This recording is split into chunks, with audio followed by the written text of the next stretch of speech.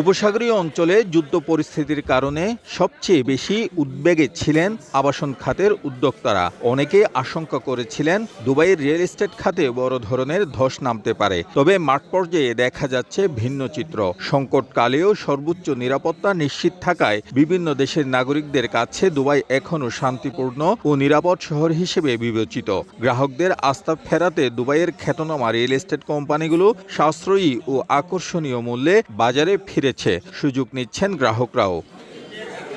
এদিকে গ্রাহকদের আস্থা পুনরুদ্ধারে দুবাইয়ে আয়োজন করা হয়েছে আবাসন মেলা। এতে বিভিন্ন কোম্পানির পাশাপাশি কয়েক হাজার গ্রাহক অংশ নেন। মানুষ একটু ঘাবড়ে গেছে, মানুষ একটু ভয় পেয়েছে, কিন্তু তার মানে এই না যে মার্কেট থেমে আছে।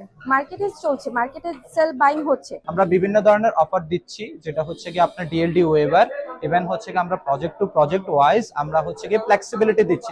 ব্যবসায়ীদের মতে মধ্যপ্রাচ্যের রাজনৈতিক উত্তেজনা সংযুক্ত আরব আমিরাতের আবাসন খাতে নেতিবাচক প্রভাব ফেলতে পারেনি, বরং পরিস্থিতি স্বাভাবিক হওয়ার সঙ্গে সঙ্গে ক্রয় বিক্রয় আরো গতিশীল হয়ে উঠেছে। পরিস্থিতি এখন ঠিক হওয়ার পথে, যখন ঠিক হয়ে যাবে প্রাইস আরো বেশি গেইন করবে। In Dubai for 18 years, I think Azizi Development is one of the most prominent developers over here. প্রবাসী ব্যবসায়ীরা মনে করেন দুবাইতে আবাসন খাতে বাংলাদেশিদের অংশীদারিত্ব দিন দিন বাড়ছে।